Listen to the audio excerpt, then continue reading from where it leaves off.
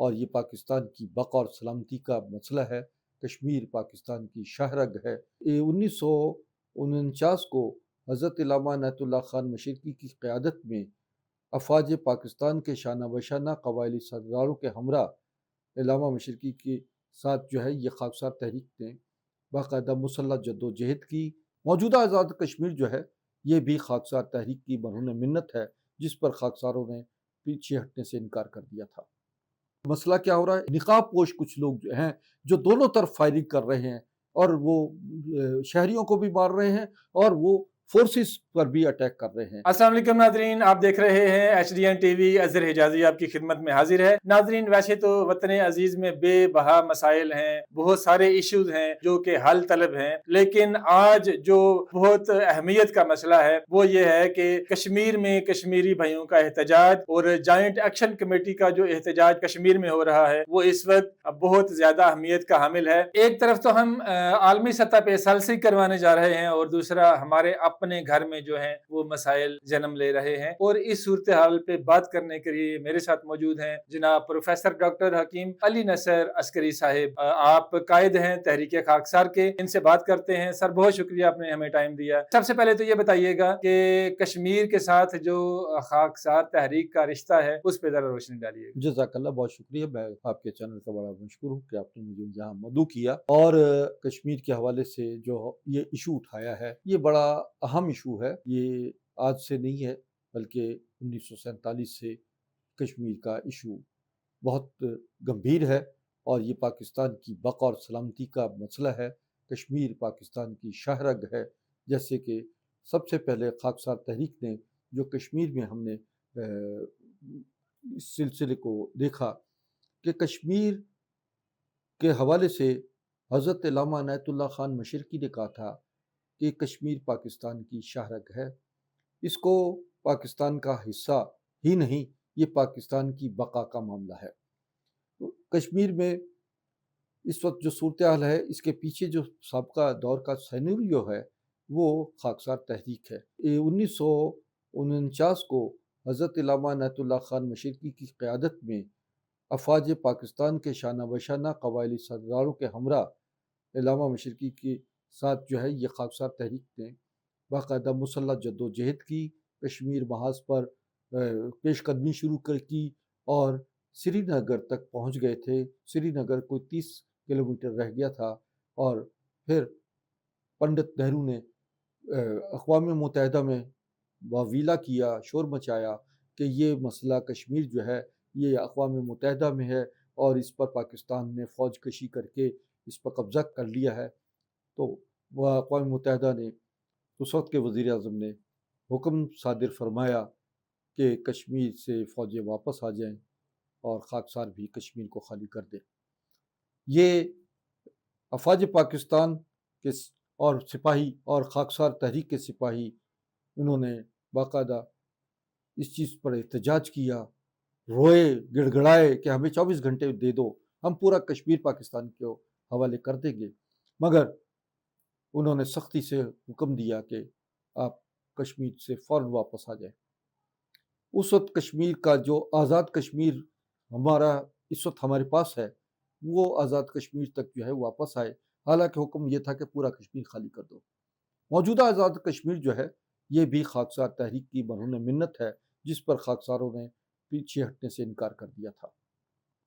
آج اسی کشمیر کو ہم دیکھ رہے ہیں کہ وہ کشمیر جنت کا نمونہ جسے کہا جاتا ہے، جس کشمیر کو ہم شاہ رگ پاکستان کی کہتے ہیں، اس کشمیر میں آگ لگی ہوئی ہے۔ اس کشمیر میں لوگ احتجاج کر رہے ہیں، اور اس کشمیر میں لوگوں کو جینا مشکل ہو گیا ہے۔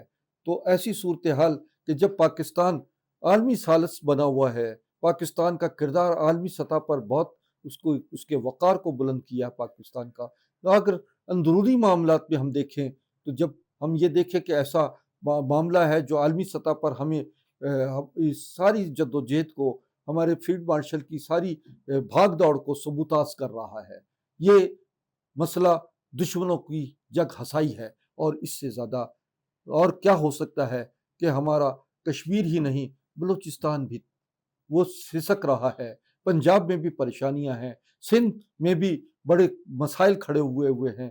ہمیں پاکستان کو بچانا ہے اور ہمارا ملک ایٹمی طاقت ہے، اور اس ایٹمی طاقت کو اگر اس انداز سے یعنی رہنے والے لوگ بھی منظم نہ ہو، ان کو سکون نہ ہو، ان کو رزق نہیں مل رہا، انہیں جاب نہیں مل رہی، اور ان کو مسائل در مسائل جو ہے ان پر کھڑے ہیں، پانی، بجلی، گیس، صحت کے مسائل، روزگار کے مسائل. تو ایسی حالات میں کیا ایک ایٹمی طاقت سبوتاژ نہیں ہوتی بھی نظر آ رہی؟ اچھا سر، اگر اب بات کی جائے مطالبات کی، تو جس طرح کے ہم ابھی ڈسکس کر رہے تھے کہ بڑے جائز سے مطالبات ہیں. جس طرح کہ انہوں نے کہا کہ جو حکمران اشرافیہ ہے اس کا خاتمہ ہونا چاہیے، جو ایئرپورٹ ہے میرپور ایئرپورٹ اس کو بننا چاہیے، راولا کوٹ ایئرپورٹ جو کہ نان فنکشنل ہے اس کو فنکشنل کیا جائے. تو یہ جو بہت سارے مسائل ہیں، یہ تو بیسک نیڈ ہے، اور یہ ہر پاکستانی کی بھی آواز ہے. اور پاکستان میں بدقسمتی سے عوام ترس رہے ہیں کہ یہ معاملے پورے ہوں. لیکن کیا یہی طریقہ کار تھا کہ یہ کام کیا جاتا اور اس طرح سے اپنے مطالبات منوائے جاتے؟ دونوں سائڈز پہ کہاں کہاں گنجائش ہے سدھار کی، اور کہاں کہاں پہ آپ سمجھتے ہیں کہ غلطی ہو رہی ہے؟ دیکھیے، اس وقت جو ہے کشمیر حکومت جو ہے وہ باقاعدہ نظر آ رہا ہے انہوں نے بہت سارے وعدے کیے تھے. ایکسپریس وے کا وعدہ کیا، اور پھر بہت سارے مسائل کو انہوں نے حل کرنے کا عوام سے وعدہ بھی کیا، مگر وہ اب تک وعدے پورے نہیں ہو رہے. اور یہ چیزیں کہ لازمی بات ہے کہ کسی ایک شہر میں اگر بین الاقوامی ایئرپورٹ بنتا ہے تو وہ اس شہر کی ترقی کی ضامن بھی بن جاتی ہے، اور وہ شہر دنیا بھر میں اپنی جگہ پرماننٹ بھی ہو جاتا ہے. اور اسی طرح تعلیمی مسائل ہیں، مفت تعلیم کا مسئلہ ہے، وہ میں سمجھتا ہوں کہ یہ حق بجانب ہے. بنیادی انسانی حقوق جو ہیں وہ اگر کسی بھی مہذب اس میں معاشرے میں نہیں نظر آتے تو لوگ پھر بندوق اٹھا لیتے ہیں، لوگ پھر لڑنے کو باہر آ جاتے ہیں لڑنے. ان تمام مسائل کو پرووکیٹ کرنے کے لیے ایک تیسرا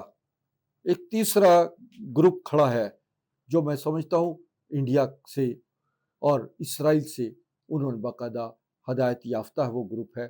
وہ مسئلہ کیا ہو رہا ہے، نقاب پوش کچھ لوگ جو ہیں جو دونوں طرف فائرنگ کر رہے ہیں، اور وہ شہریوں کو بھی مار رہے ہیں اور وہ فورسز پر بھی اٹیک کر رہے ہیں. اور یہ درمیان میں عوام پر جو ہے، معصوم شہریوں پر جو ہے وہ باقاعدہ ان پر الزام لگ رہا ہے کہ معصوم شہری جو ہیں وہ نہتے شہری ہیں، وہ ہمارے ملک کا اثاثہ ہیں. اور پھر ان پر بھی فائرنگ ہوئی، اور سینکڑوں شہری جو ہیں وہ ہماری رپورٹ کے مطابق وہ شہید ہوئے ہیں. اس میں معصوم بچے بھی اور خواتین بھی شامل ہیں. تو ایسے حالات میں ہمیں غور کرنا چاہیے، اور حکمرانوں کو یہ دیکھنا چاہیے کہ وہ تیسرا کون سا فریق ہے جو درمیان میں حکومت کے درمیان میں اور عوام کے درمیان میں دونوں کو آپس میں دست و گریباں کر رہا ہے. میں سمجھتا ہوں جس طرح ایران اور امریکہ کی جنگ میں اسرائیل نے ایک ایسے خفیہ جگہ سے میزائل پھینکے تھے جو عرب ممالک میں بھی گرے اور ایران میں بھی گرے، اور لوگوں ان کو عربوں کو اور ایرانیوں کو آپس میں لڑوانے کی، مسلمانوں کو لڑوانے کی ایک سازش تھی، اور وہ سازش ناکام ہو گئی. ایسی ہی کوئی سازش کشمیر میں ہو رہی ہے. یہ قابل غور بات ہے.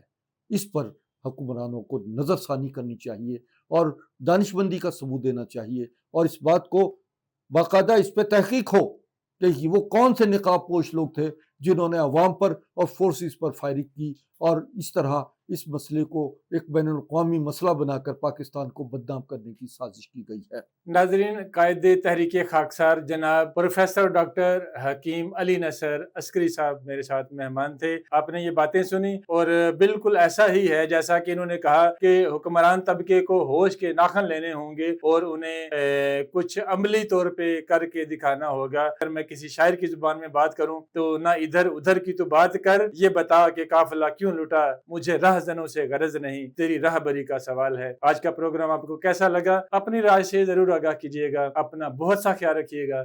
پاکستان زندہ باد.